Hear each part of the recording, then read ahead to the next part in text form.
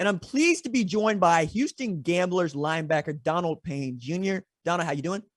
I'm doing well, RJ. I appreciate you taking the time to join us here on the USFL Spotlight show. And I want to ask, just off the rip, how does it feel to be on the team that was the first to beat the Birmingham Stallions in Birmingham in front of Birmingham fans? Great feeling. We had to give them their first loss. We had to knock them off their pedestal real quick. So that was nice of it. It's been a journey for you to come to the USFL, to get to the USFL. I want to pivot to Stetson, right, to the NFL. But when did you first learn that you would be the first player from Stetson University to play in the NFL? I didn't know at all actually until going into my senior year. I was just out there playing ball, enjoying it. Stetson's a small D1 AA school.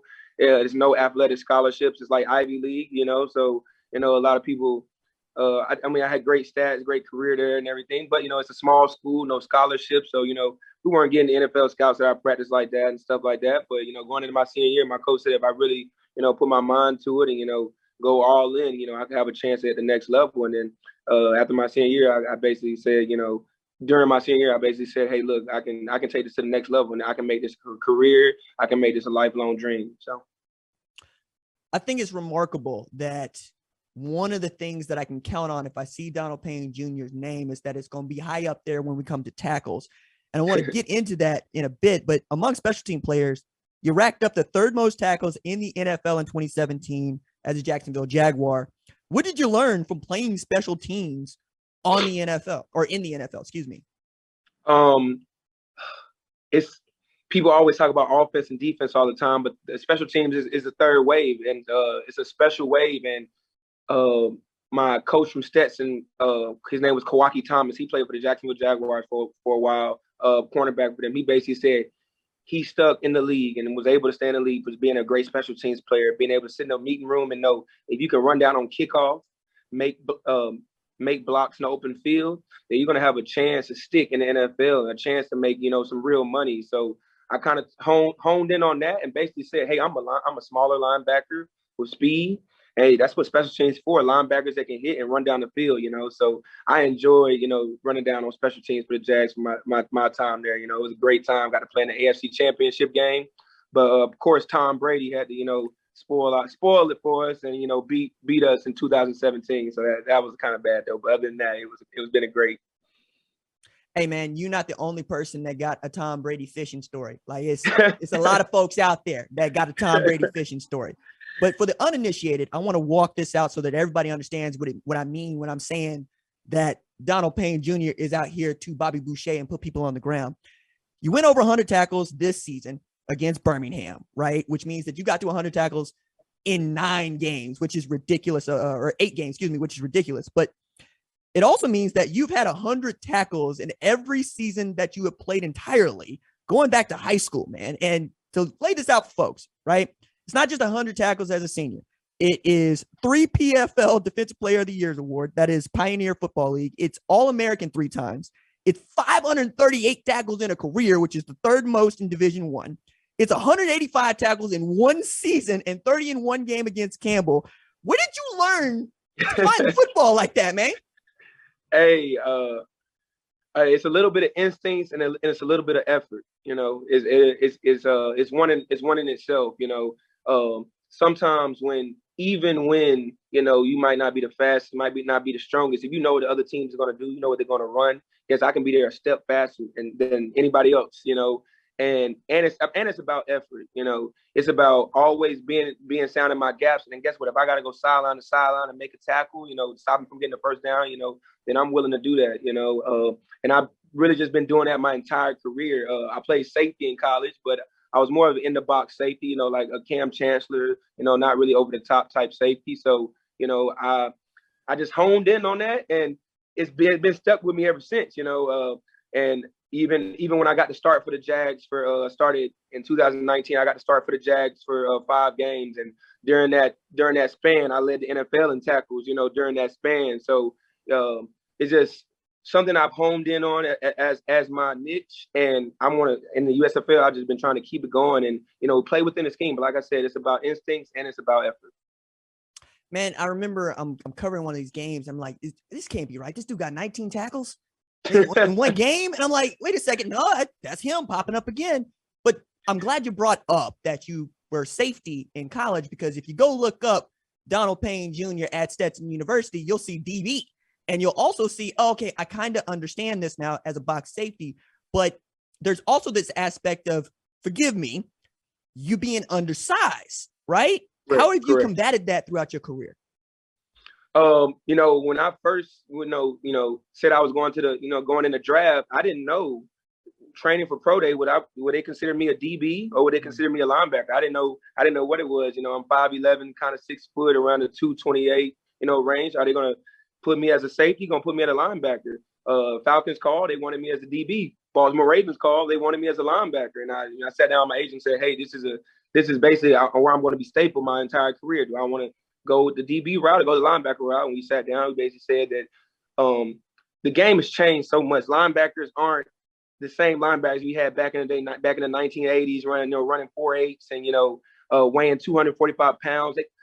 The game is spread out so much. You got to be able to run. You got to be able to guard tight ends, running backs. You have to do so many more things in today's game. And I think that the linebacker play for this generation is suited perfectly for me. So we decided to go the linebacker route. And I had to learn a whole bunch of new things my first year in the league. Gap schemes, and this is a 3 technique, a 4 technique. Things as a DB you wouldn't know. I'm deep safety, I'm cover 3, but as a linebacker, there's so many more nuances in it. And I'm also playing the Mike linebacker, so I have to make every check, every call. I got the green dot on my helmet. Coach is telling me to play. I got to make the check. So linebackers are entirely, at the end of the day, you're the quarterback of the defense. So you have a whole bunch of things riding on your shoulders as getting everybody lined up so the whole defense can play well together. It's an astute observation by you to notice what the game is calling for from defenders. Notably, find me a Will that can line up in the slot, and I'll find you a person that's going to make a lot of money, because that's just not a skill set that usually transfers. And I appreciate you going, hey, as a former free safety, I'm going, nah, man, when the ball's in the air, I know what to do. That run fit stuff, that ain't for me. I don't do that stuff. You know what I mean? They're like, hey, RJ, your fit is here. I'm like, nah, linebacker, he gonna clean that up. Look, I'm going to get the ball. That's what I'm here to do. But I want to take it back to Stetson for just a little bit. When you're playing for the Hatters, you're having these 2 outstanding seasons. You mentioned you're not playing on scholarship.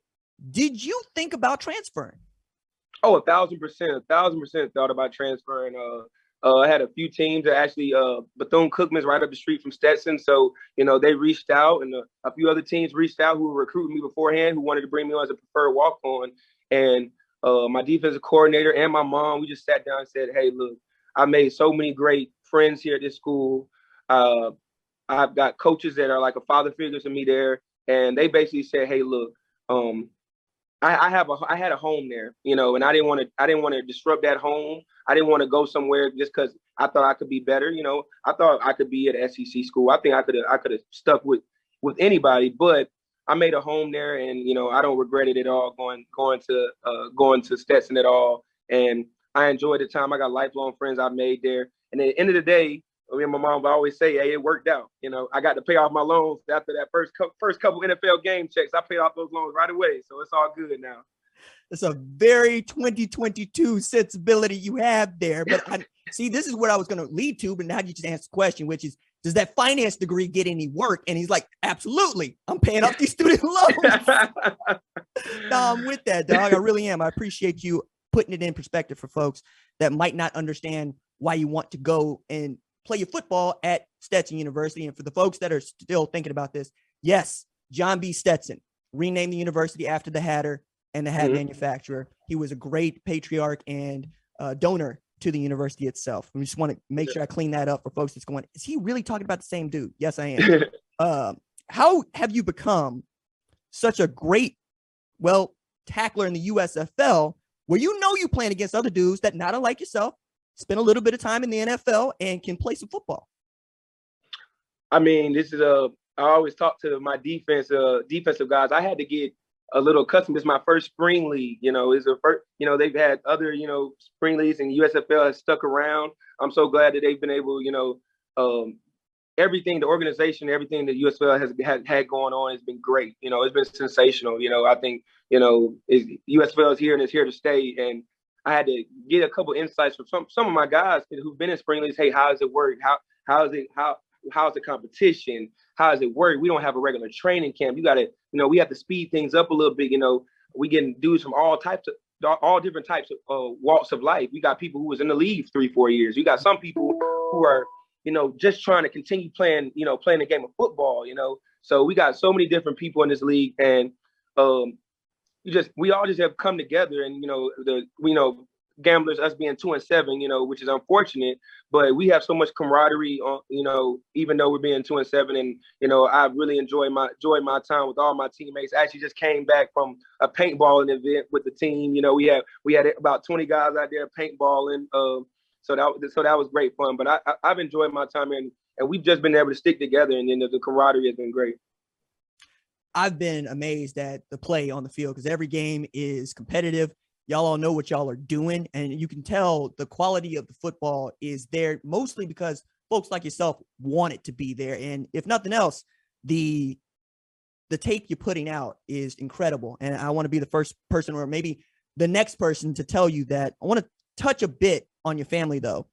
Your father, former All-American Morris Brown, Donald Payne Sr., your uncle Ezra Johnson, who I first knew about, is also an All-American, former first-round selection, 1977 NFL draft. Look, man, it feels like you don't get to gloat about anything at your house. Nah, not much, big dog, not much. Hey, my Uncle Ezra always, you know, he's actually in the Green Bay Packers Hall of Fame, you know. So my first couple years in the NFL, you know, he's always talking like, "Hey, Unc, I'm getting some checks, man. You know, these checks are nice." He was like, "Get 10 years like me, big dog. Then come talk to me." Get 10 years like me, big dog. I was like, "Oh man," but nah, they've been a great. My father actually passed away when I was 13. He passed away when I was 13. So my uncle has been, you know, has taken, you know, me under his wing. You know, in NFL, you know, once you get vested and everything, it's a camaraderie of all of professional football. It's a club, a private club that only certain people can join, only people who've been a part of. And so the NFL umbrella and the pro football umbrella, you know, I'm underneath that. So I've had a lot of guys mentor and help and, you know, take me under their wing. But yeah, big Unc, you know, I'm trying to get up there like him though. Well, allow me, I'm sorry for your loss, number one. Number two, it's great that your unc has you back and you have somebody you can speak to about this rarefied air, because that's one of the issues I find is just having somebody to relate to, understands what you're going through, that you feel has gone through it themselves. My last question for you, and this is one that I give to all of the players who are gracious enough to give us their time here, is why did you want this opportunity to play in the USFL? That's a great question, because Coach Lewis was our defensive coordinator for the Houston Gamblers. He sat down with us the first time and said, "What is your why?" Because everybody has to have a why there in this, and everybody's why is different. You know, everybody's different. Hey, I need to provide for my family. I need to, you know, show them that, you know, I'm still the same player I am. I was injured, so but my specific why was, you know, I really just wanted an opportunity, and I'm glad the USFL has given me the opportunity to show what I've been able to do my entire career and say I'm the exact same player I was. I'm the exact same player I am, and it's giving me the opportunity to showcase that. And that's exactly why I joined the USFL, to show them, hey, Donald Payne is, you know, is still the great player I believe I am, and it's giving me the chance to do it on a national stage. And I just my mom, she's been there with me throughout this entire process, you know, coming from going to Stetson, going to the league for 3-4 years, and then, you know, here. And I just know she loves watching me play football and doing what I love, you know, and she knows I do it at a high level. And I'm glad I've been able to give her and the rest of my family, my stepdad as well, I'm giving them something to be excited for. They're from Atlanta, Georgia, so they come to every game in Birmingham I have here. So I'm giving them something else to be excited for. All my fans at Stetson, all my fans, you know, who was with me when I was in the NFL, I'm giving them something to show, like, hey, DP's still fighting for this thing, and, you know, he has a lot left in the tank. I'm only 27 years old, so, you know, I still got playing ball left in me. Hey man, you won me over just by giving props and shout outs to your moms, because this is a mom show over here. So I'm very, that's very cool, honestly. The Payne train, my goodness, that's the other part. The man on Twitter is the Payne train. You go see him hit somebody. All right, cool. I'm a safety. You a linebacker. You know what I mean? Like, you talk about Cam Chancellor. Nah, that ain't no safety. That's a linebacker. That's an oversized linebacker. That's how I view you, man. It has been my privilege to talk with you today. Donald Payne is linebacker for the Houston Gamblers. Much luck to you, and good luck the rest of the way in this season. I appreciate you, RJ. Thank you for having me on, big dog. Thank you. Hey, kinfolk, I appreciate you for watching. Subscribe here and ring the bell so you don't miss the latest upload to the channel. Also, be sure to watch more videos here, like FS1 Studio shows and the best from Fox Sports and Fox Sports Digital.